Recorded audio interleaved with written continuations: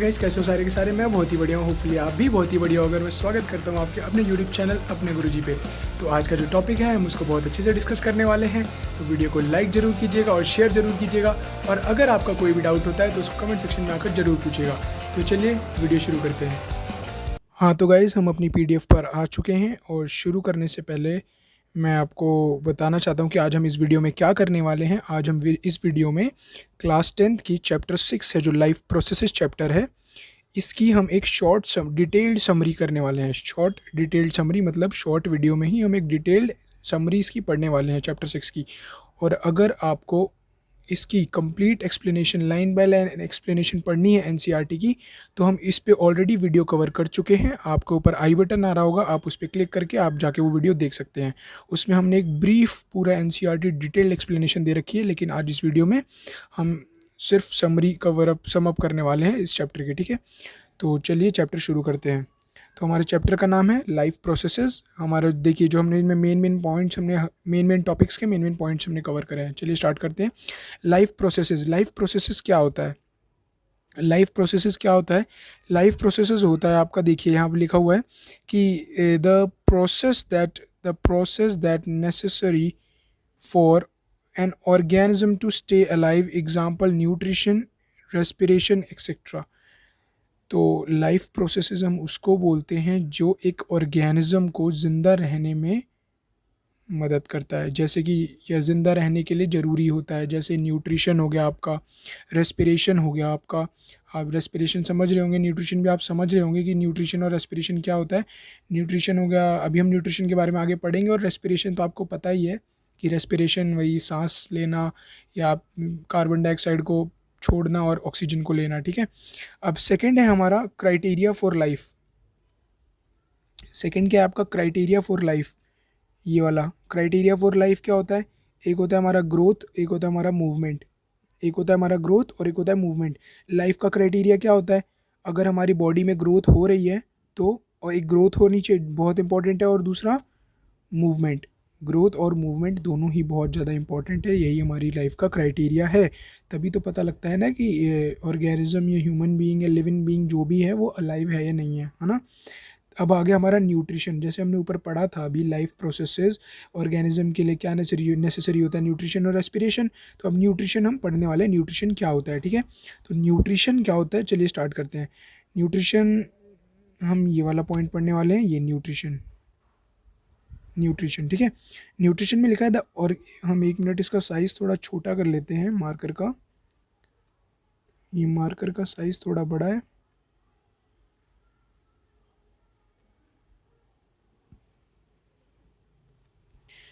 Nutrition, the process in which an organism take in food, utilize it to get energy for the growth and repair and maintenance etc. and excrete the waste material from the body। अब ये क्या होता है?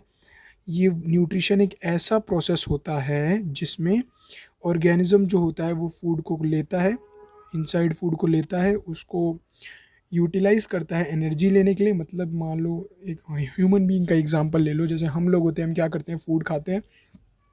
अब हम लोग food को खाते हैं, क्यों खाते हैं? एनर्जी के लिए। जब फूड हमारी बॉडी में जाता है तो हमें एनर्जी मिलती है। और एनर्जी हमें क्यों चाहिए होती है? अपनी बॉडी की ग्रोथ के लिए। एनर्जी हमें क्यों चाहिए होती है? अपनी बॉडी की ग्रोथ के लिए। ठीक है, और किस लिए चाहिए होती है? Repair and maintenance. हमारी बॉडी में कोई भी सेल है या कोई भी ऑर्गन है, हमें कहीं चोट लगी है, ये सब किससे ठीक होता है? एनर्जी से।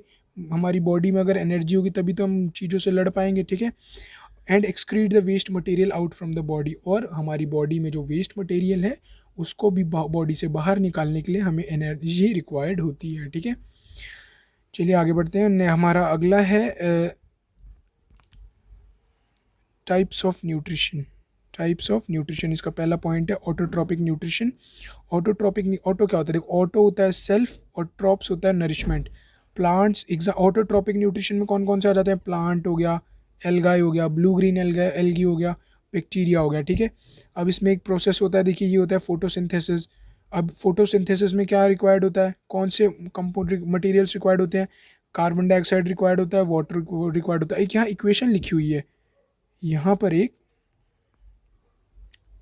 एक हमें इक्वेशन लिखी हुई है, ये वाली इसमें क्या लिखा हुआ है 6CO2 plus 6H2O in the presence of sunlight and chlorophyll. हमें जो 6CO2 है और 6H2O है, ये 6CO2 और 6H2O है जो हमारी, ये जब रिएक्ट करेगी सनलाइट और क्लोरोफिल के उसमें, तो हमें क्या देगी C6H12O6 और 6O2। ठीक है, हमें ये एक हमारी इंपॉर्टेंट इक्वेशन है, ये फोटोसिंथेसिस की इक्वेशन है। ठीक है, और हमें ये भी इंपॉर्टेंट देख लीजिए रॉ मटेरियल कौन कौन से रिक्वायर्ड होते हैं फोटोसिंथेसिस के लिए। कार्बन डाइऑक्साइड रिक्वायर होता है और एक वाटर रिक्वायर्ड होता है। ठीक है, अब देखिए यहाँ पे लिखा हुआ है इस वाले पॉइंट में एनर्जी कन्वर्जन लाइट सोलर। अब देखो होता क्या है इसमें, फोटोसिंथेसिस में होता क्या है, जो लाइट होती है यानी कि जो लाइट एनर्जी या फिर जो हम उसे कह सकते हैं सोलर एनर्जी, जो कि हमें किससे मिली होती है, सोलर एनर्जी हमें किससे मिली होती है, सन से जो हमें एनर्जी मिल रही होती है वो किस में कन्वर्ट होती है, इसमें केमिकल एनर्जी में। यहाँ पे देखिए लिखा हुआ है केमिकल एनर्जी। ठीक है, रोल ऑफ क्लोरोफिल क्या होता है, रोल ऑफ क्लोरोफिल होता है to trap the sun's energy for photosynthesis. Chlorophyll का क्या काम होता है, वो सन की एनर्जी को ट्रैप करके किस लिए ट्रैप कर ले, फोटोसिंथेसिस के लिए। ठीक है, चलिए आगे बढ़ते हैं। आगे हमारा factors for autotrophic nutrition. Factors कौन कौन से होते हैं ऑटोट्रॉपिक न्यूट्रिशन के लिए, फैक्टर्स फॉर ऑटोट्रॉपिक न्यूट्रिशन के लिए होते हैं कार्बन डाइऑक्साइड, एक हमारा वाटर हो गया, एक हमारा लाइट हो गया, एक हमारा टेम्परेचर हो गया। ठीक है, ये कुछ फैक्टर्स हैं जो ऑटोट्रॉपिक न्यूट्रिशन के लिए इंपॉर्टेंट होते हैं। पहला कौन सा हो गया, कार्बन डाइऑक्साइड, दूसरा हो गया हमारा वाटर, तीसरा लाइट और चौथा हमारा टेम्परेचर। ठीक है, ये होते हैं हमारे फैक्टर्स ऑटोट्रॉपिक न्यूट्रिशन के लिए। ठीक है, चलिए आगे देखते हैं। Event step of photosynthesis. अब स्टेप्स क्या होते हैं फोटोसिंथेसिस, किस किस किस स्टेप्स रिक्वायर्ड होते हैं फोटोसिंथेसिस के लिए। ठीक है, उसको देख लेते हैं। पहला क्या होता है, पहला होता है absorption of light energy by chlorophyll. ये देखिए ये जो पहला पॉइंट लिखा हुआ है, यहाँ क्या लिखा हुआ है, पहले वो फोटोसिंथेसिस में सबसे पहले क्या होता है, जो लाइट एनर्जी होती है या सोलर एनर्जी जो होती है वो पहले क्या होती है, एब्जॉर्ब होती है। कौन उसे एब्जॉर्ब करता है, क्लोरोफिल। ये देखिए यहाँ लिखा हुआ है क्लोरोफिल। ठीक है, क्लोरोफिल क्या करता है, लाइट एनर्जी या फिर सोलर एनर्जी को एब्जॉर्व कर लेता है। दूसरा पॉइंट क्या लिखा हुआ है यहाँ पर, conversion of light energy to chemical energy and splitting of water molecule into hydrogen and oxygen. H2O होता है ना हमारा, वो किस में कन्वर्ट हो जाता है, हाइड्रोजन में और ऑक्सीजन में कन्वर्ट हो जाता है ना। और जो लाइट एनर्जी होती है हमारी वो किस में चेंज हो जाती है, केमिकल एनर्जी में। थर्ड पॉइंट क्या है हमारे यहाँ पर, थर्ड पॉइंट है हमारे यहाँ पर कि reduction of carbon dioxide to carbohydrate. जो हमारा कार्बन डाइऑक्साइड होता है वो रिड्यूस होकर कार्बोहाइड्रेट में बदल जाता है। ठीक है, अब हमारी गैसियस एक्सचेंज कौन कौन सी होती हैं, देखिए यहाँ पर पहला पॉइंट लिखा हुआ है गैस यूज्ड। जो गैस फोटोसिंथेसिस के टाइम पे जो गैस यूज़ की जाती है वो कौन सी होती है, कार्बन डाइऑक्साइड। और बाय प्रोडक्ट में कौन सी गैस निकलती है, ऑक्सीजन। यानी कि कार्बन डाइऑक्साइड को वो इनटेक करते हैं और जो बाहर निकालते हैं, एक तरह से एक्सहेल करते हैं जो वो कौन सी गैस होती है, ऑक्सीजन होती है। ठीक है, चलिए आगे बढ़ते हैं। सोर्स ऑफ रॉ मटेरियल, कौन कौन से रॉ मटेरियल उन्हें यूज़ ज़रूरी होते हैं। इसमें देखिए कार्बन डाइऑक्साइड के लिए क्या क्या ज़रूरी होता है। पहला पॉइंट है जो लैंड हो गया, war plant, air, aquatic plants, water. ठीक है, वाटर एंड मिनरल्स कहाँ से आ जाता है, सॉइल से आ जाता है। ठीक है, आगे देखते हैं हेट्रोट्रॉपिक न्यूट्रिशन। अभी तक हमने ऑटोट्रॉपिक न्यूट्रिशन पढ़ा था, अब हम पढ़ेंगे हेट्रोट्रॉपिक न्यूट्रिशन। हेट्रोट्रॉपिक न्यूट्रिशन क्या होता है, हेट्रोट्रॉपिक न्यूट्रिशन होता है, हेट्रो मतलब अदर्स और ट्रॉप्स मतलब नरिशमेंट, सेम जैसे एनिमल्स हो गया, plant packing chlorophyll like fungi. ठीक है, ये हो गया, इन्हें बोलते हैं हम हेट्रोट्रॉपिक न्यूट्रिशन, जो कि दूसरों पे डिपेंडेंट होते हैं अपने फूड के लिए। अब हमारा पहला आता है सेप्रोफाइट्स, ये वाला सेप्रोफाइटिक न्यूट्रिशन। अब सेप्रोफाइटिक न्यूट्रिशन में क्या होता है, किसे बोलते हैं हम सेप्रोफाइटिक न्यूट्रिशन, हम किसको बोलते हैं, ऑर्गेनिज्म फीड। एक मिनट, यहाँ पर कलर चेंज कर लेते हैं एक बार। ठीक है, यहाँ पर लिखा हुआ है organism feed on dead decaying plant और animals material, example fungi and bacteria.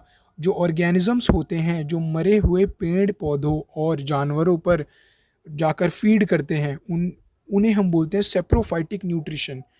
For example हो गया यहाँ पर जैसे लिखा हुआ है fungi and bacteria are the examples of saprophytic nutrition. ठीक है, अब आगे देखते हैं हम, अगला आता है हमारा पैरासिटिक न्यूट्रिशन। ये देखिए यहाँ पर लिखा हुआ है पैरासिटिक न्यूट्रिशन। ये वाला पैरासिटिक न्यूट्रिशन हम किसे कहते हैं, organism obtain food from the body of another living host. ऐसे ऑर्गेनिजम्स जो अपना फूड कहाँ से ऑब्टेन करते हैं, दूसरे लिविंग ऑर्गेनिजम्स से। ठीक है, इसमें दो आ जाते हैं, इसमें एक आ जाता है एंडो पैरासाइट और एक होता है एक्सो पैरासाइट। एंडो पैरासाइट किसे बोलते हैं? Parasite lives inside the body of the host, example tapeworm and roundworm. आपने सुना होगा गाइज, आपने सुना होगा कि कुछ बच्चों के पेट में केचुए हो जाते हैं। तो अब एंडो पैरासाइट हम किसे बोलते हैं? जो ऐसे पैरासाइट्स जो होस्ट की बॉडी में ही स्टे करते हैं। जैसे कि अगर ह्यूमन बींग्स में पेट में केचुए हो जाते हैं, अब वो केचुए हो जाते हैं तो वो हम लिविंग बींग्स हैं, हम तो लिविंग बींग्स हो गए ना। अब हमारी बॉडी में, हमारी इनसाइड बॉडी के इनसाइड रह रहा है ना, वो जो केचुआ है वो हमारी बॉडी के इनसाइड ही तो रह रहा है ना। तो एक तरह से क्या हो गया? एंडो पैरासाइट हो गया। अब हमारा अगला क्या आता है? Exo parasite. ये वाला एक्सो पैरासाइट क्या होता है? Parasite lives on the body of the host. अब ये होस्ट की, मतलब जैसे मान लो, जैसे एग्जाम्पल भी दिया है, लाइस क्या होती है? जूं आपने देखा होगा, सर में जूं पड़ जाती है, सर में जूं पड़ जाती है। तो जो हमारी जूं है वो एक किसका एग्जाम्पल है? एक्सो पैरासाइट का। एक्सो पैरासाइट में यहाँ लिखा हुआ है parasite live on the body of the host, यानी कि ये होस्ट की बॉडी पे रहते हैं। तो जो जूं होती है, मान लो हम होस्ट हो गए, हमारी बॉडी पे ही तो रहती है ना, वो अंदर थोड़ी ना रहती है, बॉडी पे ही रहती है लाइस। तो ये हमारा एग्जाम्पल हो गया एक्सो पैरासाइट का। चलिए आगे बढ़ते हैं। आगे हमारा होलोजोइक न्यूट्रिशन। आगे हमारा होलोजोइक न्यूट्रिशन, ये वाला होलोजोइक न्यूट्रिशन क्या होता है?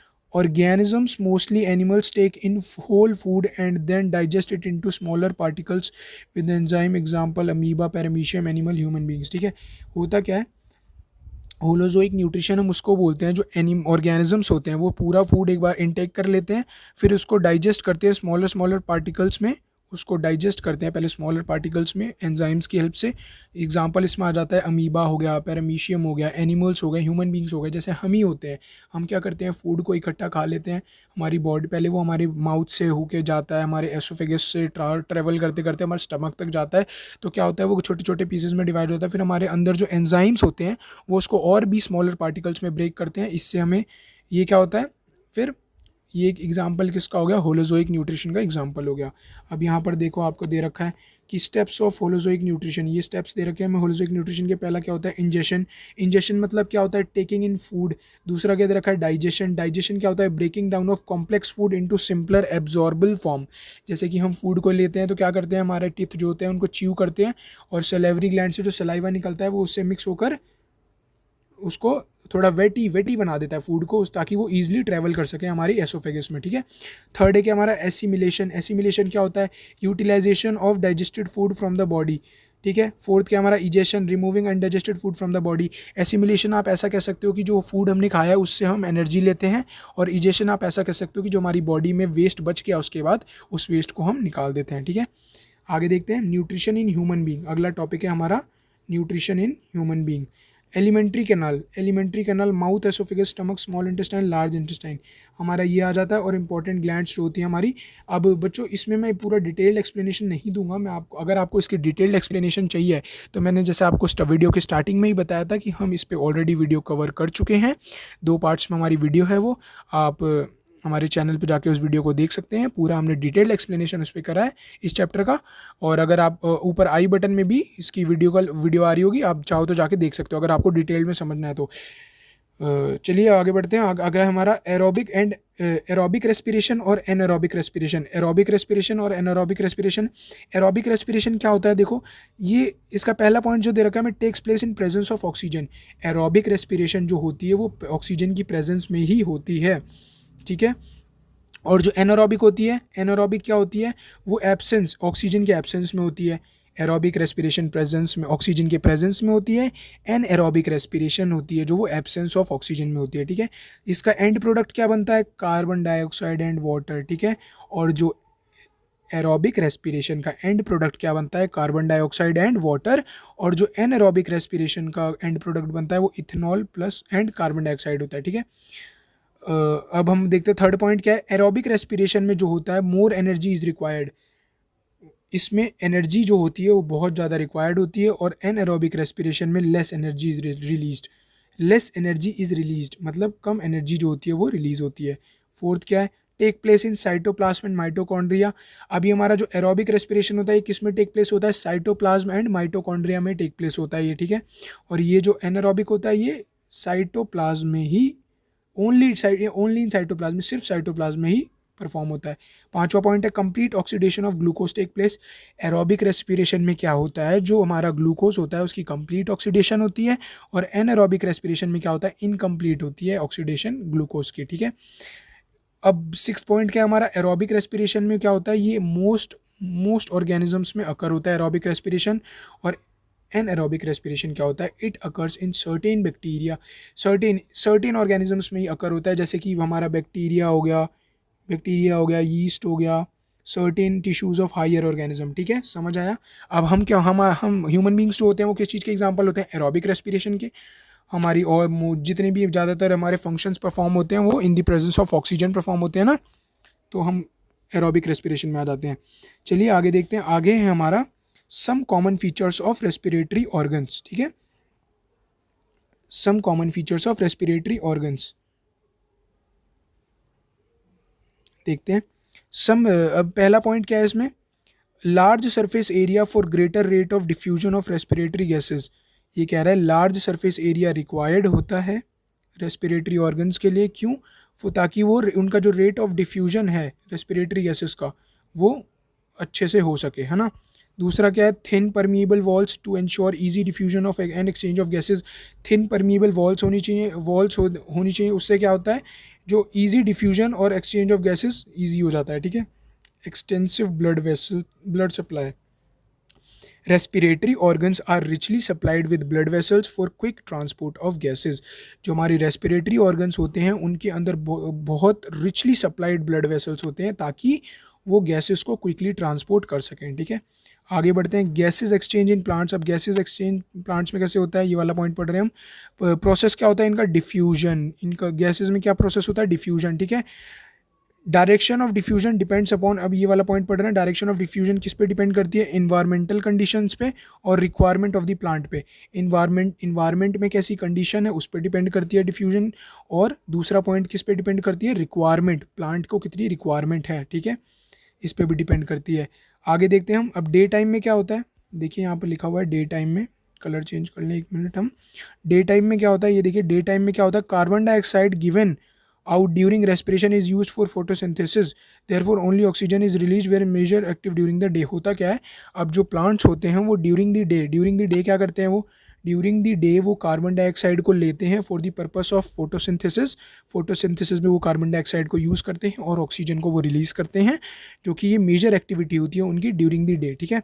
अब वो नाइट में क्या करते हैं, नाइट टाइम में क्या करते हैं, ओनली रेस्पिरेशन टेक प्लेस। देखो यहाँ लिखा हुआ है ओनली रेस्पिरेशन टेक प्लेस, इस टाइम पे सिर्फ रेस्पिरेशन टेक प्लेस होती है, therefore only carbon dioxide is released. अब रात के टाइम में जो प्लांट्स होते हैं वो कार्बन डाइऑक्साइड को रिलीज़ करते हैं, which is major activity during the night, जो कि उनकी मेजर एक्टिविटी होती है नाइट के टाइम पे। दिन के टाइम में वो प्लांट्स जो होते हैं वो कार्बन डाइऑक्साइड को लेते हैं, और रात के टाइम पे कार्बन डाइऑक्साइड को वो रिलीज़ करते हैं, ठीक है। अगला पॉइंट है हमारा गैसियस एक्सचेंज इन एनिमल्स। अब एनिमल्स में गैसेस कैसे एक्सचेंज होती हैं, पहला है यहाँ पर terrestrial animals take oxygen from the atmosphere. अब टेरेस्ट्रियल एनिमल्स होते हैं जो वो क्या करते हैं, एटमॉस्फेयर से ऑक्सीजन को लेते हैं।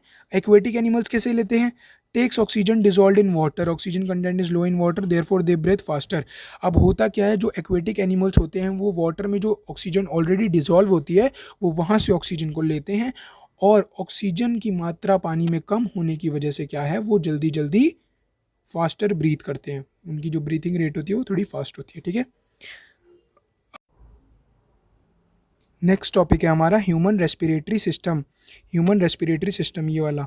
अब हमारा ह्यूमन रेस्पिरेटरी सिस्टम में देखो क्या होता है, पहले ये जो हमारे एक्सटर्नल नॉस्ट्रल्स होते हैं, यानी कि हमारी जो नाक के नॉस्ट्रल्स होते हैं, हम वहाँ से एयर और या फिर जो हमारी गैसेस होती हैं वो अंदर जाती हैं, फिर वो नेसल कैविटी में जाती हैं, वो ट्रैचिया में उसके जाती हैं, फिर ब्रोंकी में जाती हैं, फिर ब्रोंकी होल्स में जाती हैं, फिर एल्विलाई में जाती हैं, ठीक है। ये हमारे पूरा प्रोसेस बता रखा है, ठीक है। अब आगे देखते हैं, ये हमारा जो अगला है ये है रिंग ऑफ कार्टिलेज क्या होता है, present in the throat ensure that the trachea air passage does not collapse when there is less air in it. जो हमारा रिंग ऑफ कार्टिलेज होता है ये हमारे थ्रोट में प्रेजेंट होता है, और ये क्या इंश्योर करता है, ये किस चीज़ को देखता है कि जो हमारा एयर पैसेज है वो कोलैप्स ना कर जाए जब उसके अंदर लेस एयर हो, ठीक है। अब हमारा अगला है लंग्स क्या होता है, लंग्स कहाँ पर प्रेजेंट होता है, present in the thoracic cavity and ये फर्स्ट पॉइंट पढ़ रहे थे हम, they are spongy elastic bag consisting of bronchioles and alveoli, ठीक है।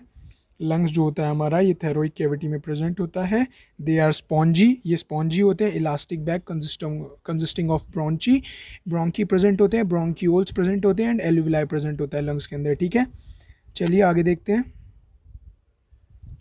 अगला है हमारा रेस्पिरेशन अकर्स इन 2 फेसेस। अब रेस्पिरेशन जो होती है वो टू फेसेस में अकर होती है। पहला एक्सटर्नल ब्रीथिंग और दूसरा होता है इंटरनल।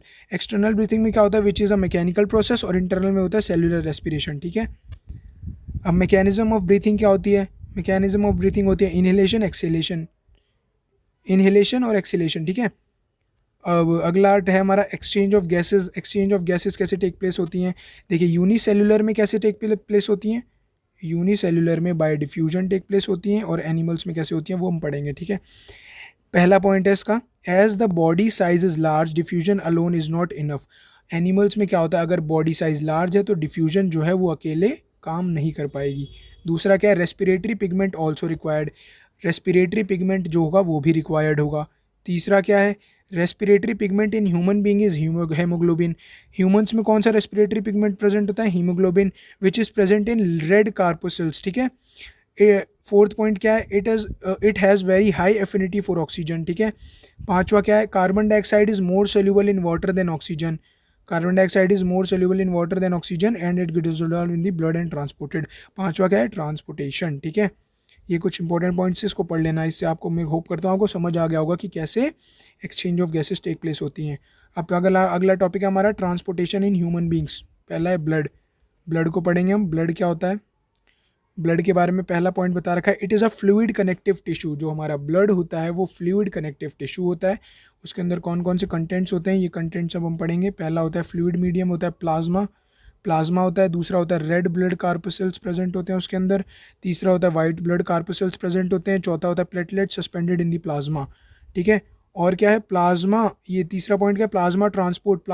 क्या करता है, फूड को ट्रांसपोर्ट करता है, ऑक्सीजन को ट्रांसपोर्ट करता है, कार्बन डाइऑक्साइड को ट्रांसपोर्ट करता है, और नाइट्रोजनस वेस्ट होता है जो हमारी बॉडी में उसको भी ट्रांसपोर्ट करता है।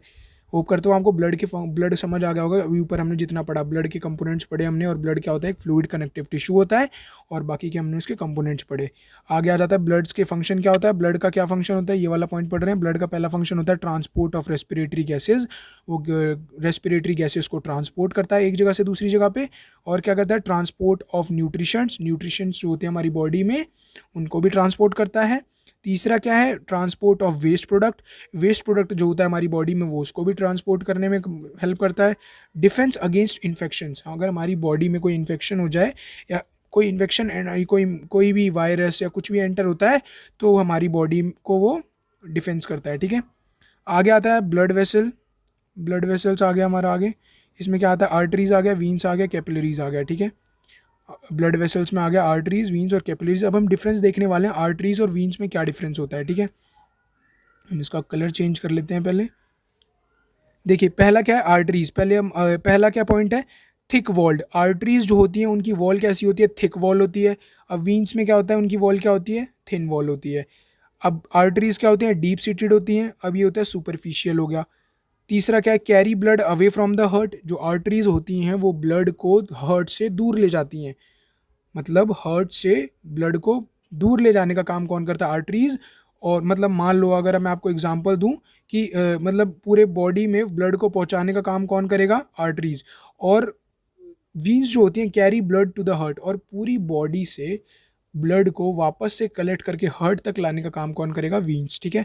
चौथा पॉइंट क्या, कैरी ऑक्सीजनेटेड ब्लड। आर्टरीज जो होती है हमारी वो ऑक्सीजनेटेड ब्लड को ही कैरी करती हैं, और जो वीन्स होती हैं वो हमारी वो क्या करती हैं, डीऑक्सीजनेटेड ब्लड को कैरी करती हैं। अब हमारा आर्टरीज का लास्ट पॉइंट है, वाल्व्स एब्सेंट होते हैं इनके अंदर, और वीन्स में क्या होता है, वाल्व्स प्रेजेंट होते हैं, ठीक है। होप करता हूँ आपको इन दोनों के बीच का डिफरेंस समझ आ गया होगा, इसीलिए मैंने बिल्कुल शॉर्ट पॉइंट्स रखे थे इसके अंदर। आगे आता है हमारा अगला जो टॉपिक है वो है हार्ट, वेरी इंपॉर्टेंट। और आपको मैं अगर बता दूं, अगर आपको इसकी डिटेल्ड एक्सप्लेनेशन चाहिए हार्ट के बारे में, तो मैंने बिल्कुल अच्छे से डिटेल्ड एकदम बिल्कुल बारीकी से हार्ट के एक्सप्लेनेशन मैंने अपनी पीछे अपनी कुछ चैप्टर 6 जो मैंने वीडियो कवर करी है उसको आप जाके देखिए। उसमें आपको अगर अच्छे से समझना है तो आपको बिल्कुल अच्छे से हार्ट का पूरा स्ट्रक्चर समझ आ जाएगा और उसका पूरा प्रोसेस। कोई नहीं, हम यहाँ पर भी ट्राई करेंगे समझने की। चलिए देखते हैं। हार्ट हमारा टॉपिक है। हार्ट ये क्या है? It is a muscular organ which work as a pump in the circulatory system. ये एक मस्कुलर ऑर्गन होता है हार्ट, और ये क्या काम करता है? इसका काम क्या होता है? पंप करने का काम होता है सर्कुलेटरी सिस्टम में, ठीक है। इसका साइज़ कैसा होता है? Fist, it is the size of our fist. ये हमारे मुट्ठी के बराबर होता है। जैसे हमारी मुट्ठी होती है ना, मुट्ठी बंद कर लेते हैं हम, तो उतना बड़ा होता है हमारा हार्ट। तीसरा पॉइंट क्या है इसका? It has two sides which are separated by a partition so that the oxygenated and deoxygenated blood do not get mixed up. इसमें देखिए क्या होता है, इसकी दो साइड्स होती हैं हार्ट की, जो कि सेपरेटेड होती है, पार्टीशन की गई होती है इनके बीच में। क्यों? एक ऑक्सीजनेटेड के लिए और एक डीऑक्सीजनेटेड के लिए। और ऐसा इसलिए किया जाता है ताकि ऑक्सीजनेटेड और डीऑक्सीजनेटेड ब्लड जो है वो मिक्सअप ना हो जाए। चौथा पॉइंट क्या है?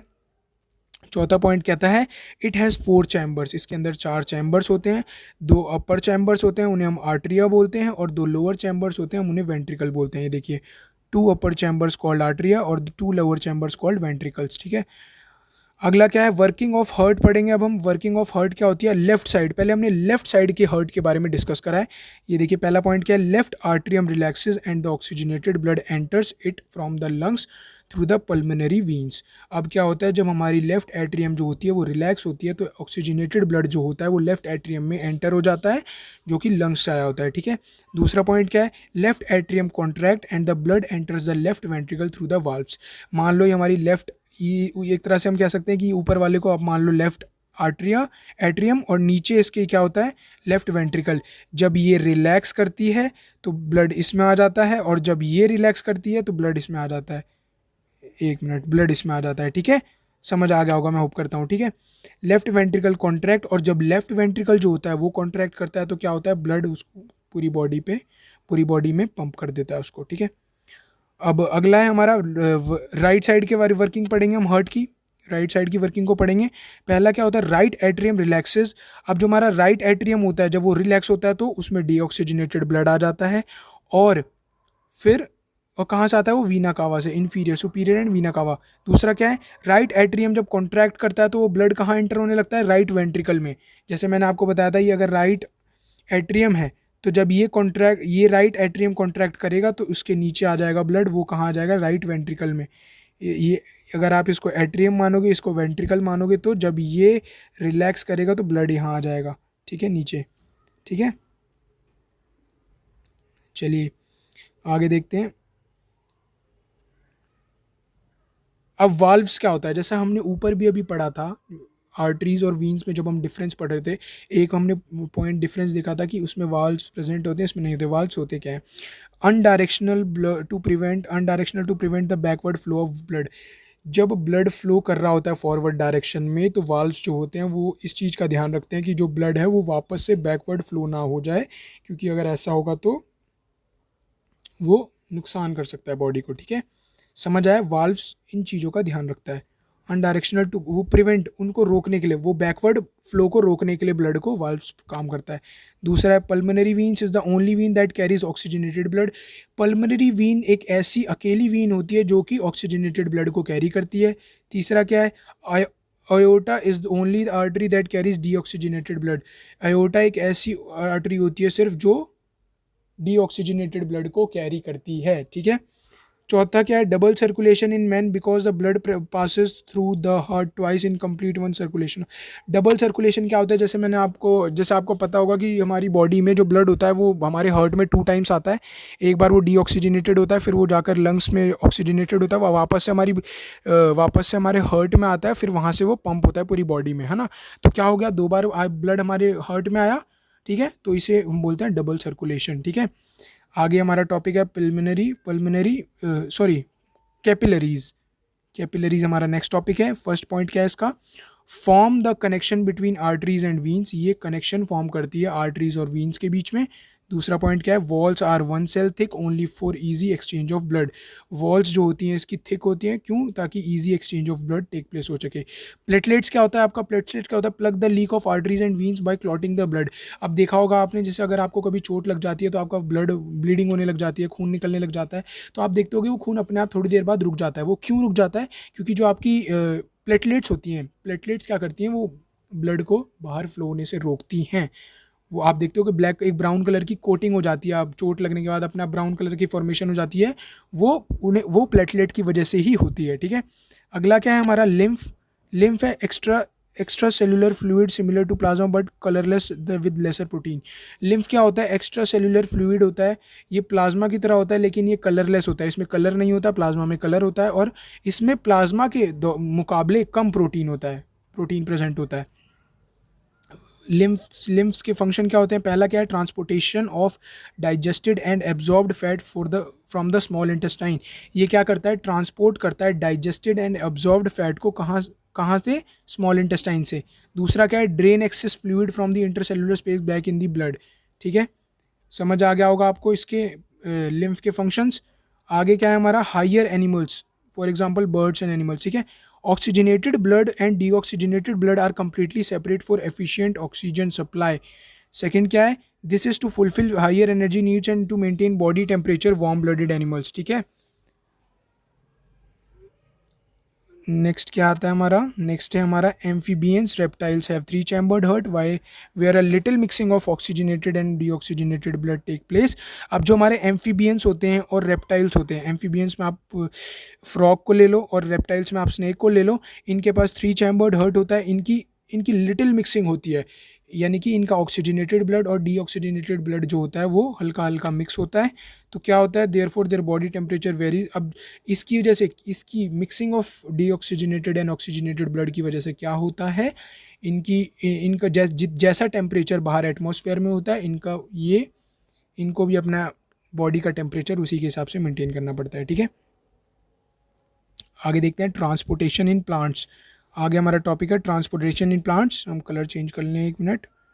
ट्रांसपोर्टेशन इन प्लांट्स, पहला पॉइंट क्या कहता है? Plant need less energy need because they do not move and have slow transport system. अब प्लांट्स क्या होता है? उनको लेस एनर्जी रिक्वायर होती है। क्यों? अब ऐसा तो नहीं है ना कि वो ह्यूमंस की तरह चल फिर रहे हैं, पेड़ पौधे वो कहीं चलते फिरते हैं नहीं, वो एक ही जगह रहते हैं, तो उनको कम एनर्जी की रिक्वायरमेंट होती है। अब प्लांट्स में ट्रांसपोर्ट वाटर कैसे ट्रांसपोर्ट होता है? देखो, takes place by xylem tissue present in root stem leave and is therefore interconnected.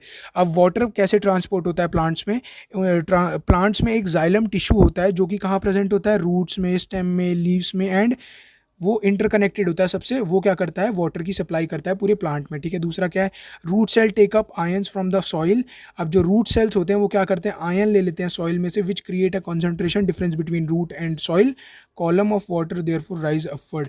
जिसकी वजह से क्या होता है? जो पानी और पानी का डिफरेंस क्रिएट होता है, वो पानी अपवर्ड को आ जाता है, ठीक है। अगला क्या है? In very tall plants transpiration creates a succession pressure which pulls the water upward. Water upward कैसे पुश होता है? ये देखिए, ये लिखा हुआ है यहाँ पर, transpiration creates a succession pressure. Succession pressure create होता है जिसकी वजह से वाटर अपवर्ड को पुल हो जाता है। इंपॉर्टेंस ऑफ ट्रांसपिरेशन क्या है? Help in upward movement of water in plants. Transpiration की क्या इंपॉर्टेंस होती है?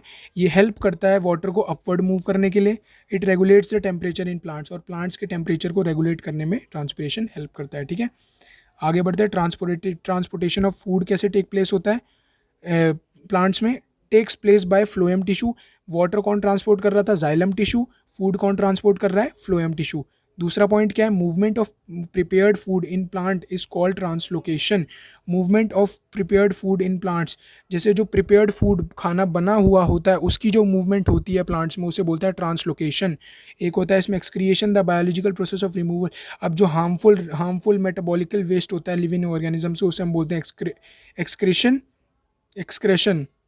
और एक्सक्रीशन इन ह्यूमन बीइंग, ये आपको रेफ़र किया गया है इस पेज नंबर पे, क्योंकि हम एक ये समरी पढ़ रहे हैं तो हम पूरा डिटेल्ड नहीं जा सकते, तो आप पढ़ लीजिएगा।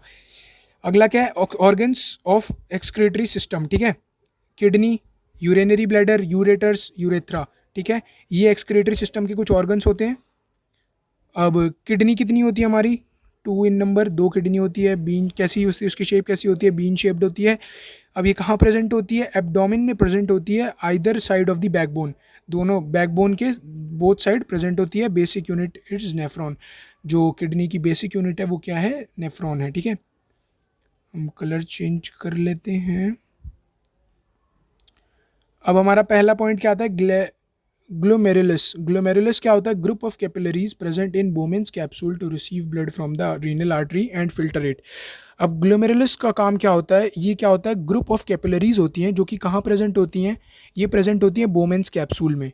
जो हमारा ग्लोमेरुलस होता है, ये ग्रुप ऑफ कैपिलरीज होती हैं, ये कहाँ प्रेजेंट होती हैं? हमारे बोमेन्स कैप्सूल में।